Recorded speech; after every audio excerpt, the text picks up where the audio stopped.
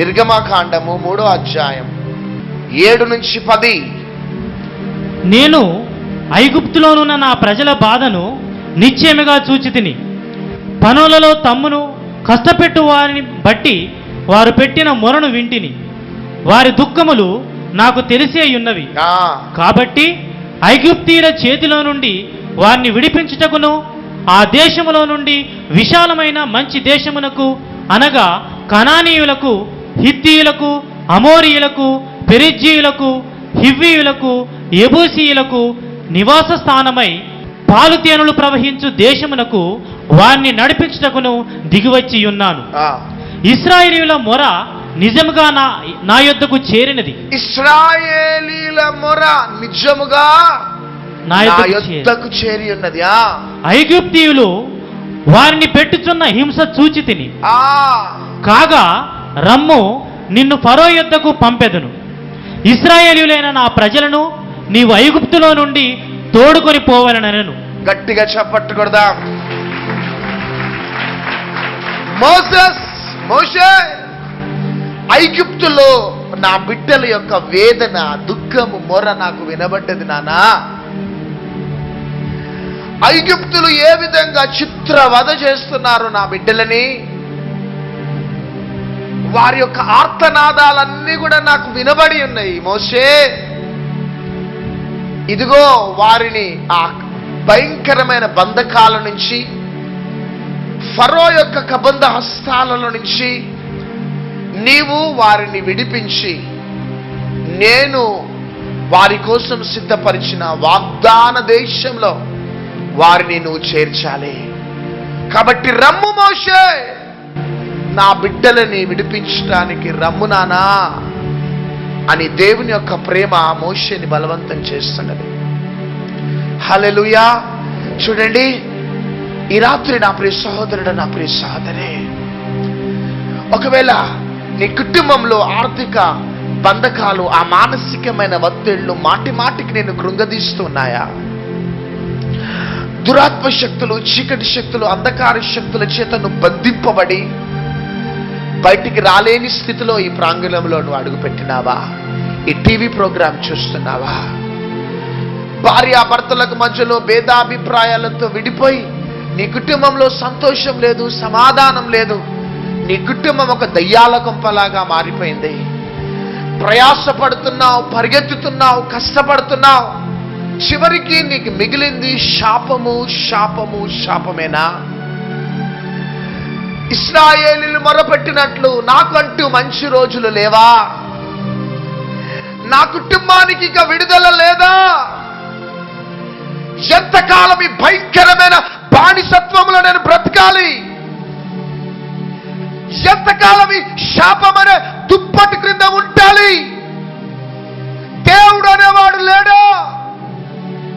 నన్ను వినిపించే నాథుడు లేడా అని నువ్వు ఒంటరిగా ఏడుస్తున్నావేమో. ఇశ్రాయేలీయులు కూడా అదే విధంగా ఏడుస్తున్నారు. ఆ ఏడుపులు పరలోకములో ప్రతిధ్వనించినాయి. గట్టిగా చప్పట్లు కొడదాం. పరలోకములో ఆ ఆర్తనాదాలు వినబడుతున్నాయి. దేవదూతలు భయపడుతున్నారు. దేవుడు నిలబడలేకపోతున్నాడా?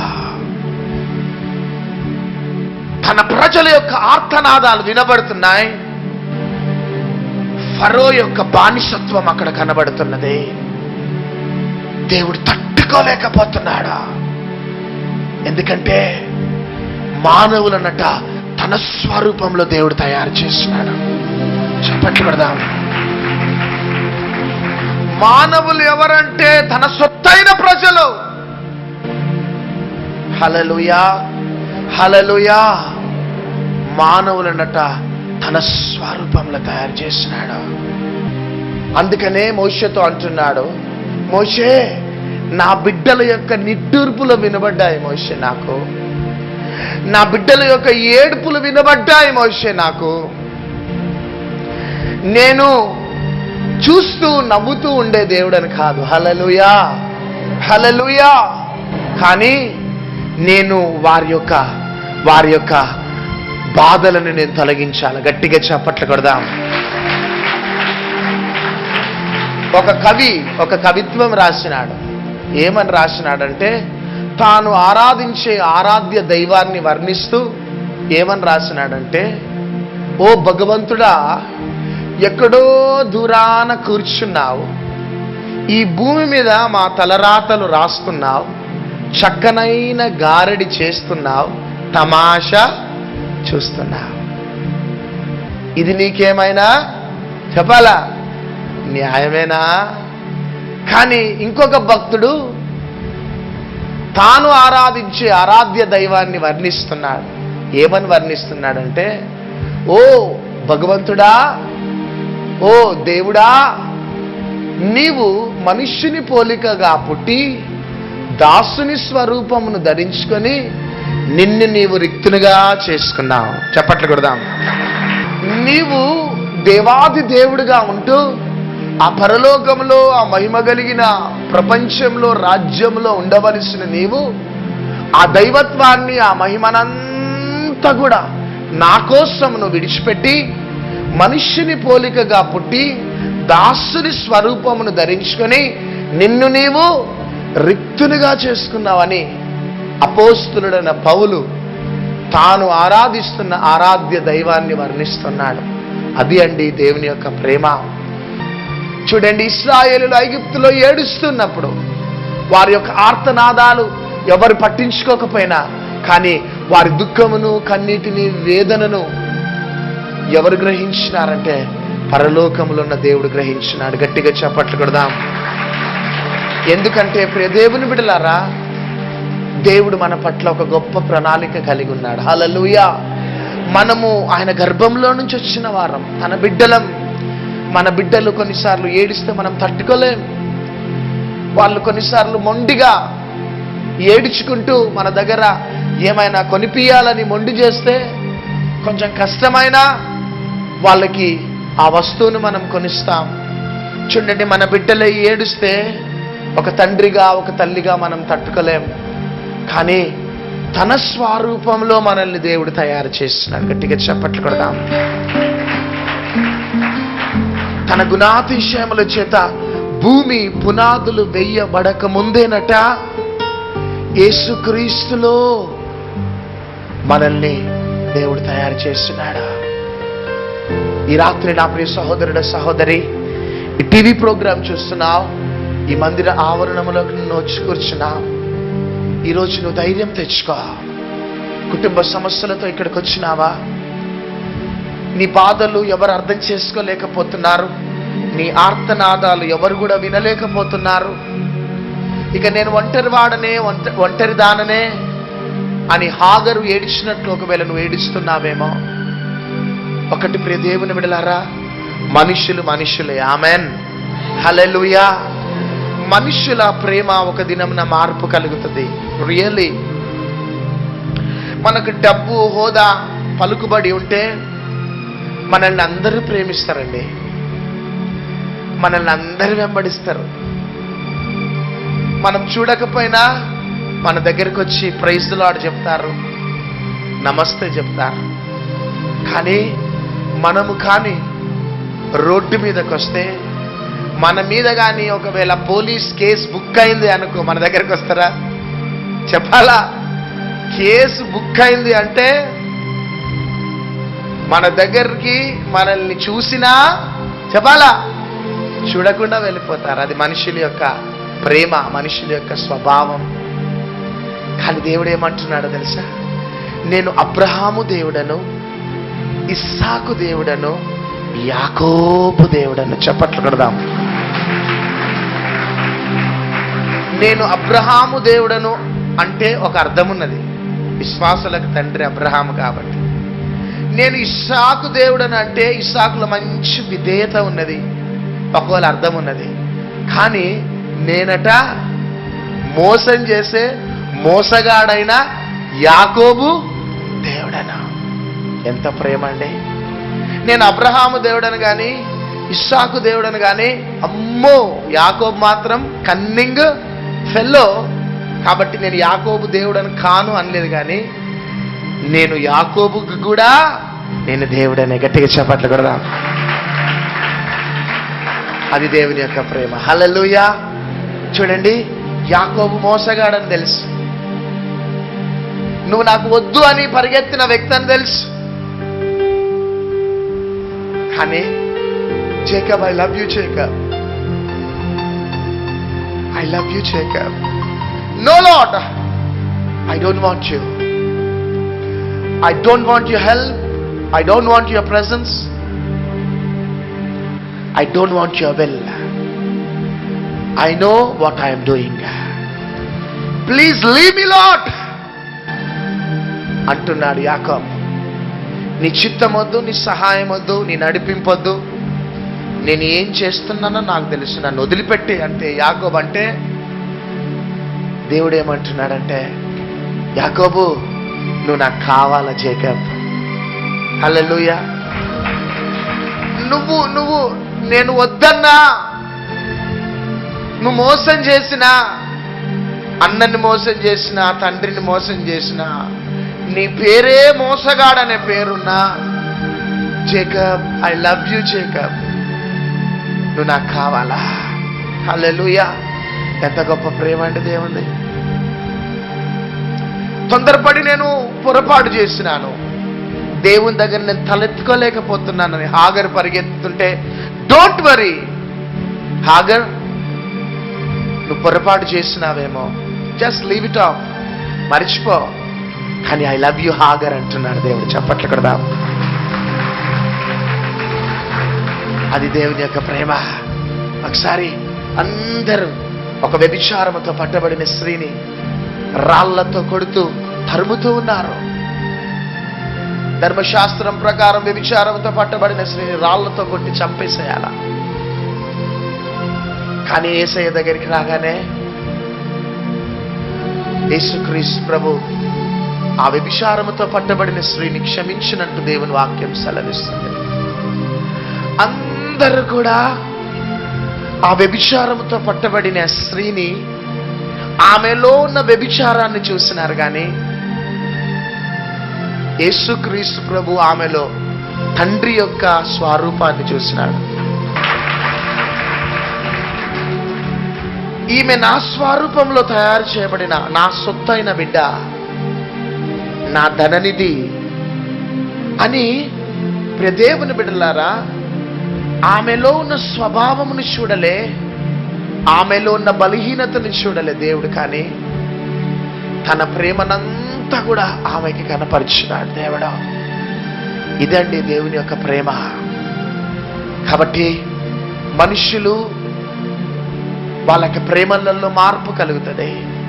కానీ నువ్వు త్రాగుబోతువైనా, నీ భార్య త్రాగుబోతు అనే బిరుదు నీకేసింది. సమాజం వీడు భయంకరమైన త్రాగుబోతురా, వీడు భయంకరమైన దొంగ, భయంకరమైన వ్యభిచారి, వీడు ఎందుకు పనికిరాని వాడు, వీడు నరహంతకుడు అని సమాజంలో ఉన్నవారు ఆయా బిరుదులు నీ బలహీనతను బట్టి వేస్తే, కానీ దేవాది దేవుడు తన ప్రేమను ఏ విధంగా నీకు కనపరుచుకుంటున్నాడంటే, అందరూ నిన్ను నరహంతకుడు, దొంగ, వ్యభిచారి, మోసగాడు అంటున్నారు, కానీ నేనేమంటున్నానంటే నువ్వు నా ప్రియాతి ప్రియమైన బిడ్డవు అంటున్నాను. చప్పట్లు కొడదాం. వాళ్ళు త్రాగుబోతు అంటున్నారు, కానీ నేను నిన్ను త్రాగుబోతు అనను. ఆమేన్. అందరూ నిన్ను దొంగ అంటున్నారు, కానీ నేను నిన్ను దొంగ అనను. అందరూ నిన్ను చూసి నరహంతకుడు అంటున్నారు, కానీ నేను నిన్ను నరహంతకుడు అననా. ఎందుకంటే భూమి పునాదులు వేయబడకు మునుపే నేను నిన్ను ఏర్పరచుకున్న బిడ్డ. నేను వద్దన్నా నువ్వు నాకు కావాలి. ఆమెన్. హల్లెలూయా. ఈ రాత్రి కాల సమయంలో టీవీ ప్రోగ్రాం చూస్తున్న సహోదరుడు, సహోదరి, ఈ మందిర ఆవరణంలో కూర్చున్న సహోదరి, సహోదరుడా, ఈరోజు దాకా నువ్వు ఏ బలహీనతల మధ్యలో బానిసైపోయి బ్రతుకుతున్నావేమో. నీకంటూ ఒకవేళ సాక్ష్యం లేదు యాకోబు వలె, కానీ ఈరోజు యేసయ్యకు నువ్వు కావాలట బిడ్డ. రెండవదిగా ఆయా మానసికమైన ఒత్తిళ్లతో పోరాటం మధ్యలో నీ మూలుగులు ఎవరు కూడా వినటం లేదేమో. ఒకవేళ విని కూడా నీ మూలుగులను, నీ వేదనను, కన్నీరుని, నీ బంధకాలను ఎవరు కూడా పట్టించుకోవటం లేదేమో. ఈవెన్ కొన్నిసార్లు నీ బాధ నీ భర్త అర్థం చేసుకోవడం, ఈవెన్ నీ భార్య నీ బాధను అర్థం చేసుకోవడం, కొన్నిసార్లు వృద్ధాప్యంలో ఉన్న నీ సొంత బిడ్డలు కూడా నీ బాధను అర్థం చేసుకోరు. కానీ నీ అంతరంగంలో ఉన్న వేదనను, దుఃఖమును, బాధను అర్థం చేసుకునేది ఎవరంటే కేవలము ప్రేమ కలిగిన దేవుడు, ఆయననే నజరేయుడైన యేసుక్రీస్తు ప్రభు. గట్టిగా చప్పట్లు కొడదాం. కాబట్టి ఈ రాత్రి నువ్వు ఎవరివైనా కావచ్చు, నువ్వు ఏమనాలంటే, యేసయ్యా నువ్వు నన్ను అంతగా ప్రేమిస్తున్నావని నాకు ఈ రోజు దాకా తెలియదు ప్రభా, కానీ ఈ రోజు నుంచి నేను కూడా నిన్ను ప్రేమిస్తా. చప్పట్లు కొడదాం. నీకు పిల్లలు కావాలి, గర్భఫలం కావాలని దేవునికి తెలియదా? చెప్పండి, తెలుసు. నీ పిల్లల వివాహాలు కావాలని దేవునికి తెలియదా? తెలుసండి. నీ బిడ్డలకు ఉద్యోగాలు రావాలని దేవునికి తెలియదా? సబ్ మాలుమే దేవునికి. నువ్వు అనారోగ్యంతో మూలుగులతో ఉంటే నిన్ను స్వస్థపరచాలని దేవునికి తెలియదా? తెలుసా? ఎందుకు నీ జీవితంలో ఆలస్యం అవుతున్నదో తెలుసా? దేవుడు నిన్ను ఎంత ప్రేమిస్తున్నాడో నువ్వు తెలుసుకొని నీవు కూడా దేవుని అంత ప్రేమించాలా?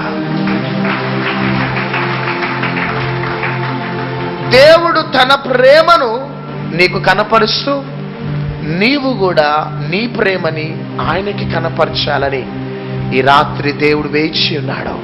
హల్లెలూయా, హల్లెలూయా. నీవు మనుష్యుని జ్ఞాపకం చేసుకున్నటకు వాడు ఏ పాటివాడు? నీవు నరపుత్రుని దర్శించుటకు వాడు ఏ పాటివాడు అని కీర్తనకారుడు అంటానికి కారణం ఏంటిదంటే, యోగ్యత లేని మనల్ని దేవుడు ఎంతగానో ప్రేమిస్తున్నాడండి. నువ్వు పాపంలో ఉన్నావని తెలుసు, బలహీనుడవని తెలుసు, త్రాగుబోతువని తెలుసు, నరహంతకుడవని తెలుసు, వ్యభిచారానికి బానిస అయిపోయినావని తెలుసు, నమ్మక ద్రోహం చేసే, అబద్ధాలాడి ప్రజలను మోసం చేసే వ్యక్తివని తెలుసు. అయినా దేవుడు నిన్ను ప్రేమిస్తున్నాడు. నీకు కావలసినవన్నీ కూడా ప్రొవిజన్స్ని ప్రొవైడ్ చేస్తున్నాడు. ఈరోజు నువ్వు ఏ కంక్లూజన్కి రావాలంటే, నువ్వు నన్ను అంతగా ప్రేమిస్తున్నా యేసయ్యా, ఈ రోజు నుంచి నేను కూడా నిన్ను ప్రేమిస్తాను. ఎంతమంది ఈరోజు యేసయ్యను ప్రేమించాలని ఆశ ఉన్నది? చేతుల పైకెత్తి లేచి నిలబడదాం. నీ ప్రేమ ఇంత శ్రేష్టమైనది అని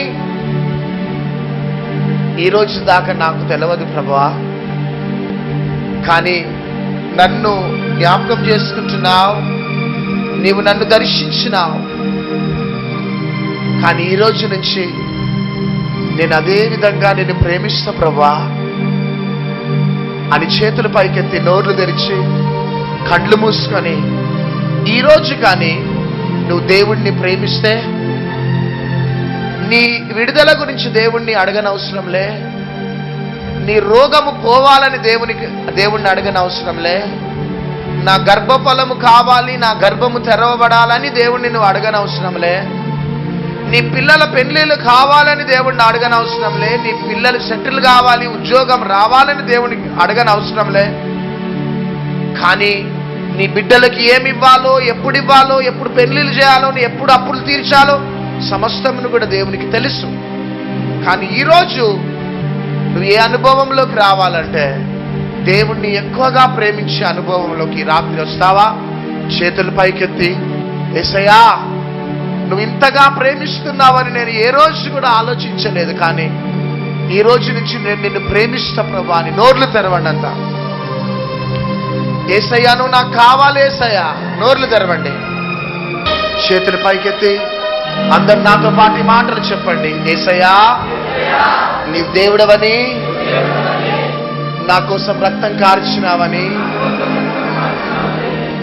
చనిపోయి 3వ దినమున లేచినావని, మరలా రాబోతున్నావని నేను నమ్ముచున్నాను. నా పాపాలను క్షమించి నన్ను నీ బిడ్డగా స్వీకరించుము, నా హృదయములోకి రమ్ము, యేసుక్రీస్తు నామములో అడిగి వేడుకొంచున్నాము తండ్రి. Amen, amen, amen.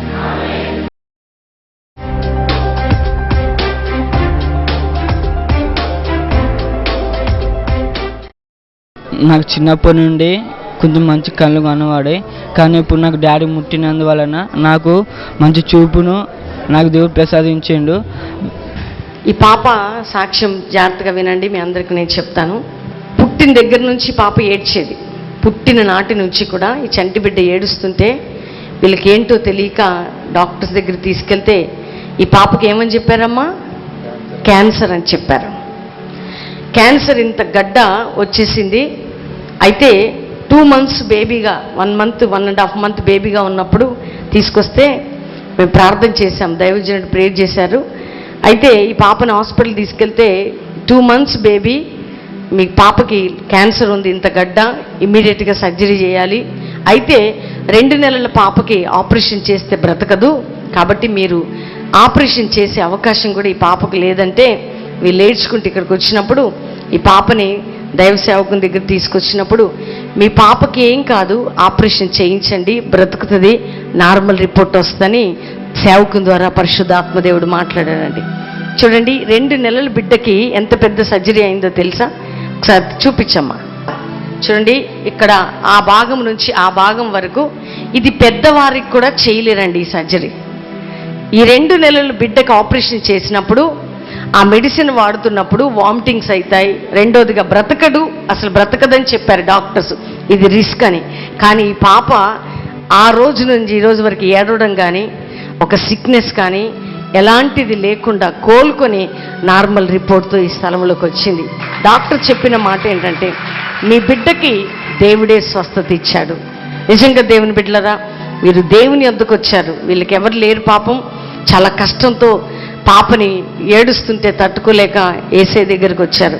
చూడండి, ప్రేమ కలిగిన దేవుడు ఈరోజు తన బిడ్డను ముట్టి సజీవంగా బిడ్డను, ఇప్పుడు ఈ పాపకు 5 నెలల 5 months. చూడండి, 2 months సర్జరీ అయింది, ఇప్పుడు క్షేమంగా ఆరోగ్యంగా ఉంది, పూర్తిగా హెల్తీగా ఉంది. కాబట్టి దేవుడు చేసిన అద్భుతాన్ని బట్టి గట్టిగా చప్పటి కొట్టి ప్రభుని మహిమపరచుదాం. కూర్చో, రేపు చెప్తారు.